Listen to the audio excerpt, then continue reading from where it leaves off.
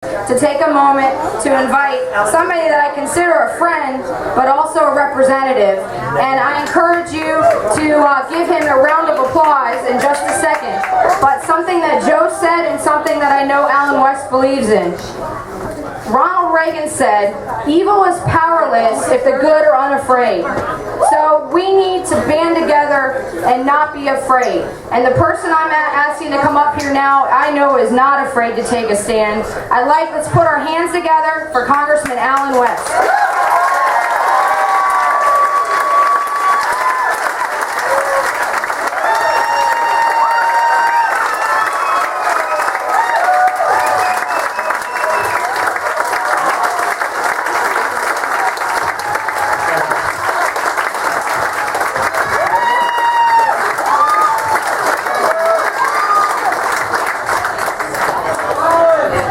And if you think that I can rap, you're out of your mind.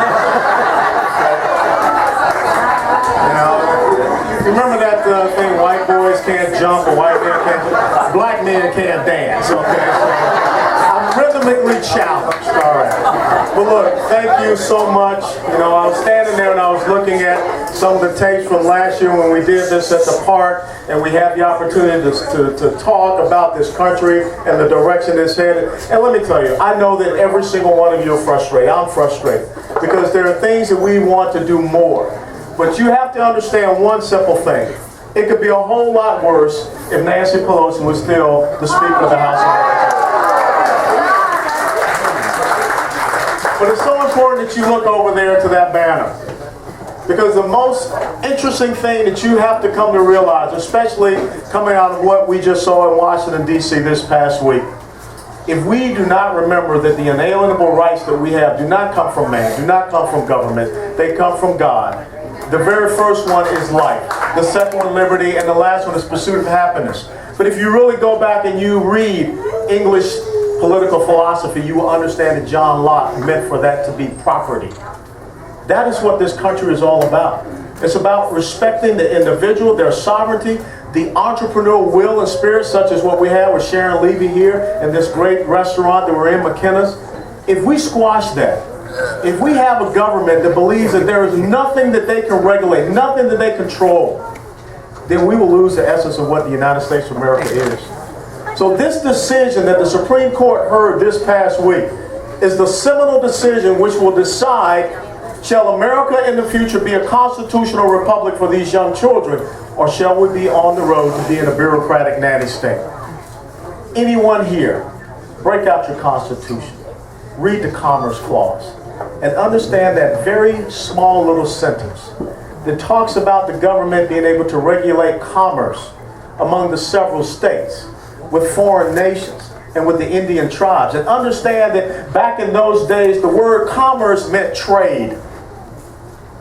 There is no way that the government can create a situation of commerce with the individual and then force the individual to do it, or else force them to pay a certain penalty.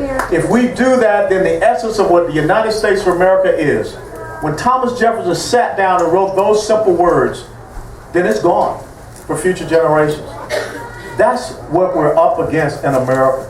We're up against the same type of government that Thomas Jefferson wrote the Declaration of Independence about. And so many people don't read the entire Declaration of Independence to understand that it was about grievances that were brought against King George III and the British government. When you read those grievances, I guarantee you, you will see similarities and parallels to the exact same thing that we're seeing coming out of the Obama administration. This, ladies and gentlemen, is a fight that we must engage in for the future and the legacy of the United States of America. We are truly standing on a precipice, looking off into a very deep, dark abyss, and we got one leg dangling off the edge. And November the 6th, the decision for the United States of America is very simple. Do you bring that 1 foot back on the solid ground and take a step back, or do you go off the edge? And if we go off the edge, I don't know if we have enough rope to pull this country back up. We have $15.6 trillion of debt. For the first time since World War II, our debt to GDP ratio is upside down. Our debt is scheduled to be $16.2 trillion by the end of this year. But yet, what do you hear this past week when we were debating budgets? And Oh, by the way, you didn't hear the Senate debate a budget, did you? No. But when you heard them debating a budget, what they want is more debt. What they believe in is Americans that are hardworking, Americans that are out there producing. Those type of Americans should be paying more. Fair share, economic equality, fairness, shared sacrifice. 47% of wage-earning households in the United States of America pay 0 federal income taxes. So who makes the decision about what's fair? Who makes the decision about shared sacrifice? Because I will tell you that the people that are standing here and sitting here, you're the ones that are rowing in the boat. And if half continue to row this boat in the United States of America, what direction does the great ship of state that we call America go in? It goes in a circle. It does not go forward. But eventually what happens when one half of the boat looks over and sees the other half not rowing? You will stop rowing as well. Because as Margaret Thatcher said, socialism works very well until you run out of other people's money. And eventually you will stop rowing. You will stop expending your energy. You will stop expending your efforts. And this great America will be stagnant. It will be dead in the water. And that's not what we want to have happen. You know, how unconscionable it is that the President of the United States, instead of coming up with viable solutions for our energy independence, wants to stand up and demagogue and demonize the oil and gas industry on the exact same day that a Chinese company surpassed the United States of America, ExxonMobil, in being the largest manufacturer and producer of oil and gas resources in the world. And they are controlled 86% by the Chinese government. This is the direction that we're heading. And for the president to stand up in Maine just yesterday and talk about the budget that we put forth in the House of Representatives that did pass, as opposed to his budget that went down 0 to 414.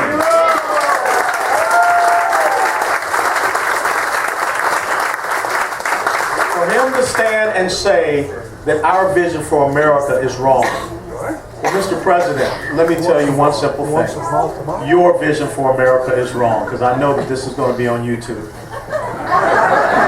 Mr. President, your vision for America takes us from $15 trillion in debt to $26 trillion in debt. Your vision for America continues us on this incredible trajectory of trillion-dollar-plus deficits.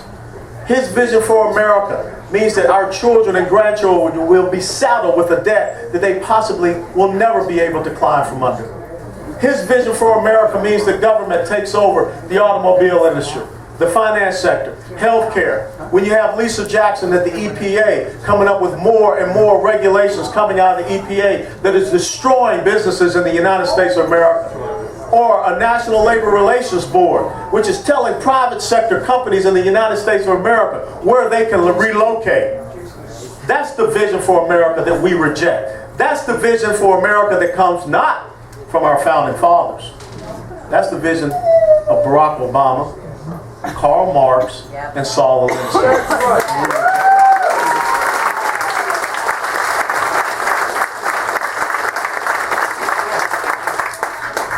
You've got to turn it into action. This is not going to be easy. But I think, just the same as my folks told me, anything that is easy is not worth having.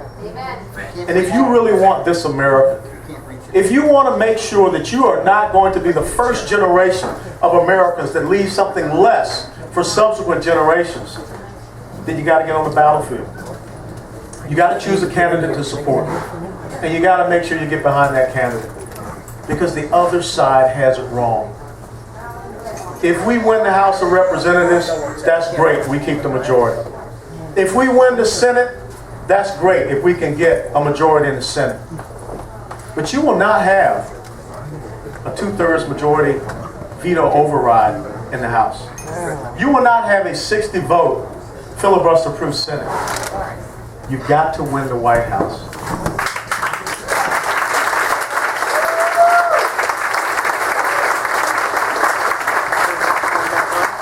Got to win the White House to ensure, with no uncertainty, that the Patient Protection and Affordable Care Act is repealed and replaced. You've got to win the White House to make sure that the Dodd-Frank law is repealed and replaced. You've got to win the White House to make sure that Sarbanes-Oxley is repealed and replaced. You've got to win the White House to make sure that the right type of tax policy that does not crush the American spirit is instituted, because this policy that we have does not empower the individual. It does not create the entrepreneurial spirit. It destroys the entrepreneurial spirit. And if we are not careful, in January of 2013, the United States of America will see the highest tax increase that they have ever seen in the history of this country. You've got to win the White House. And this is the challenge to each and every one of you. Go out and talk to 5 people that don't believe as you do. And out of those 5 people, 3. Get 3 to see it differently. Get 3 to understand that the unemployment rate in America truly is not 8.3%. Get 3 people to understand that the debt per person in the United States of America from inauguration day to today has increased by $15,000. Every man, woman, and child would have to write a check for $49,000 to eradicate our debt. Get people to understand our home values are going down while our insurance premiums are going up. Get people to understand that we are creating more victims in the United States of America because we're increasing the rolls on food stamps. We're increasing Americans in poverty. We are not empowering Americans so that they can get out there and do what they have always done. Ensure the greatness and exceptionalism of this fantastic republic. This is the challenge for each and every one of you.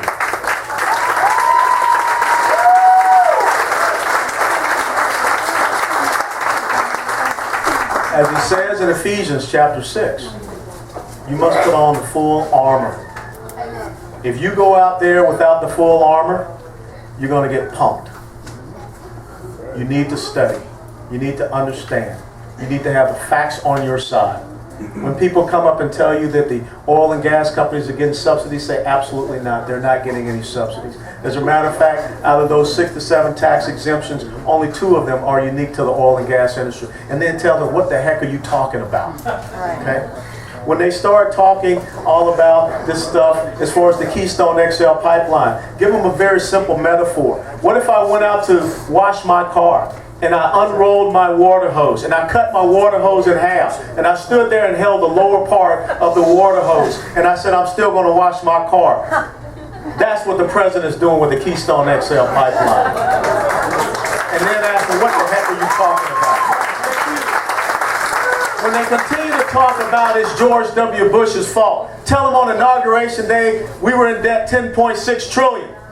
Today, this president has put more debt on the United States of America from George Washington to Bill Clinton. And then look at him and say, what the heck are you talking about?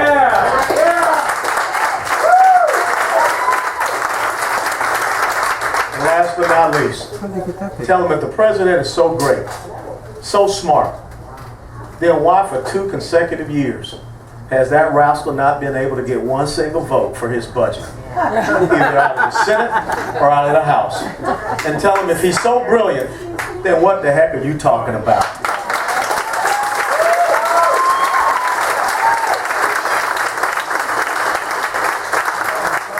Get out there, read Saul Alinsky's Rules for Radicals, and take those exact same rules that they are so good at pulling on us and flip it on them.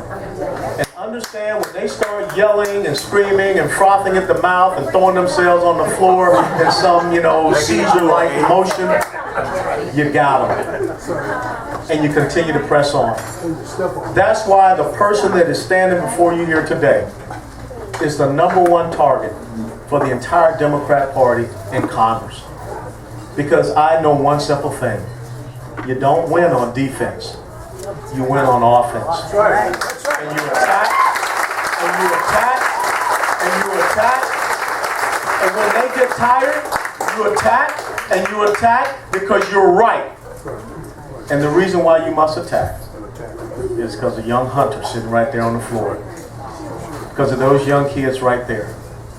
If you don't attack, then they will be trying to climb out of that abyss for the rest of their lives. So God bless you all. get on the battlefield, and attack. Thank you so much.